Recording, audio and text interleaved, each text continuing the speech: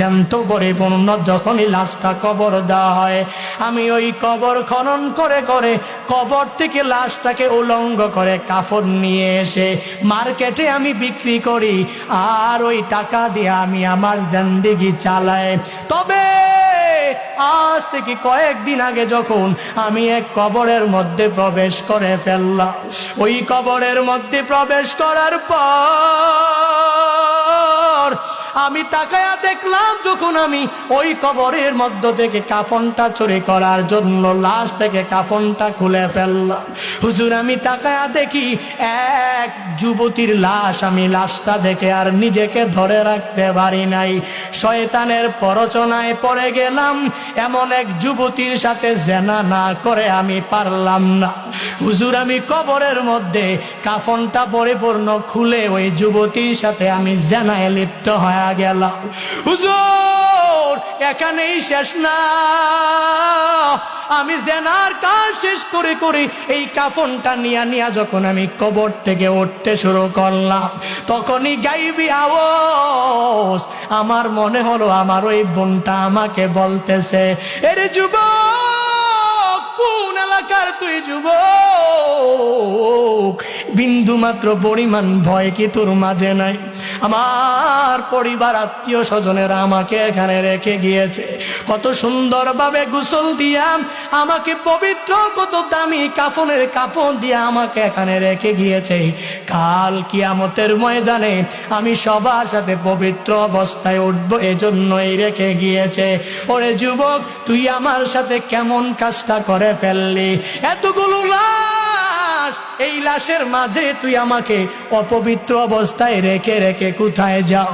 ওই যুবক ডাক দিয়া বলে, পয়গম্বর আমার গুনাহ এত বড়, আমি ওই কবর থেকে আসার পরে আমার মনে চিন্তা ঢুকে গেল আমি আর কাফন চুরি করব না।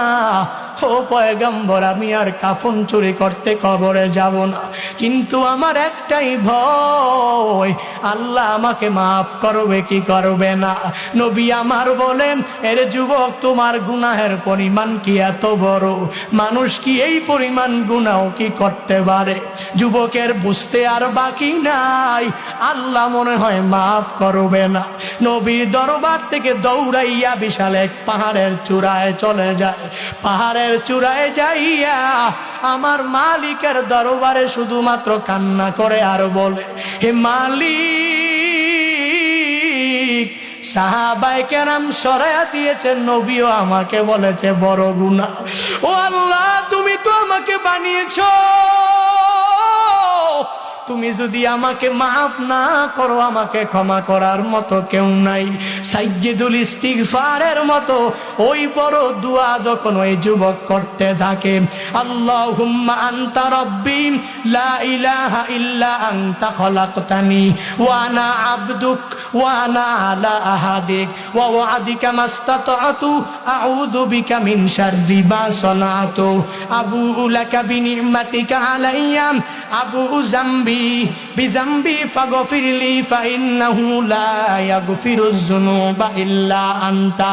ওই যুবক শুধুমাত্র আল্লাহর দরবারে এই বলে কান্না করে, হে মালিক আমি জানি আমার গুনাহের পরিমাণ অনেক বড়, তো আল্লাহ তুমি তো আমাকে সৃষ্টি করেছো, তুমি যদি মাফ না করো আমার মাফ করার যার কোনো জায়গা নাই, আমাকে ক্ষমা করার মতো অ্যাবিলিটি কারো মাঝে নাই।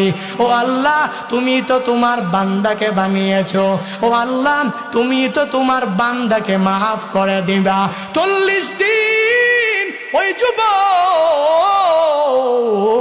পাহাড়ে চূড়ায় দাঁড়ায় দাঁড়ায় কান্না করে। আল্লাহ দেখে কি দেখে না? আল্লাহ বলেন, ও জিবরাইল যা যা আমার নবীর কাছে গিয়া জানা দে, নবীকে 2টা প্রশ্ন করবি, 3 বারের সময় ক্ষমার কথা জানা দিবে। জিবরাইলকে আল্লাহ তাআলা যখন আদেশ দিয়া দিল, জিবরাইল আমার নবীর কাছে এসে রহমাতুল লিল আলামিনকে এক নম্বরে প্রশ্ন করে, পয়গম্বর আপনি বলেন এ বিশাল আসমান আর জমিন কে বানিয়েছে? নবী আমার বলেন আসমান আর জমিন আল্লাহ বানিয়েছেন। আবার প্রশ্ন করেন, ও পয়গম্বর আসমান আর জমিনের উপরে নিচে সব জায়গায় যারা আছে এদের প্রত্যেকের রাজ্জাক কে? এদের প্রত্যেকের রিজিক দাতা কে? এই কথা বলার পরে নবী জবাব দিলেন, আমি সহ যারা এই দুনিয়াতে আছে সবার রিজিকের ব্যবস্থা আল্লাহ করেন। জিবরাইল বলেন, নবী আমার, যে আল্লাহ আসমান বানাইলেন জমিন বানাইলেন, যে আল্লাহ আসমান আর জমিনের নিচে উপরে আর আসমানের নিচে থাকা সব মানুষের চতুষ্পদ সব জন্তুর রিজিকের ব্যবস্থা যে মালিক করতে পারেন, ওই মালিক কি তার ওই বান্দাকে মাফ করতে পারে না? আপনি আপনার সাহাবীকে ওই যুবকের কাছে পাঠাইয়া দেন, আর যুবককে আল্লাহর পক্ষ থেকে ক্ষমার সুসংবাদ দিয়া দেন। এই কথা বলে জিবরাইল চলে যায়। নবী আমার এক সাহাবীকে পাঠায়, ওই সাহাবীকে বলেন, ও সাহাবী যাও যাও মুখ পাহাড়ের উপরে এক যুবক তাকায়া দেখবা মালিকের দরবারে কান্না করে, শুধুমাত্র গুনাহ মুক্ত জিন্দেগি পাওয়ার জন্য কান্না করে। সাহাবী যুবককে পরিপূর্ণ ধরে যখন নবীর সামনে আনলেন, নবী আমার বলে, এর যুবক তুমি আল্লাহর দরবারে এমন কান্না করে আল্লাহকে এমন রাজি তুমি করে ফেলেছো। একটু আগে জিবরাইল আমার কাছে এসেছিল, জিবরাইল আসিয়া আমাকে দুইটা প্রশ্ন করে জানায়া দিয়েছে, আমার রব তোমার জিন্দেগীর সব গুনাহ মাফ করে দিয়েছে। আল্লাহ পারে কি পারে না? বান্দা ওই যুগ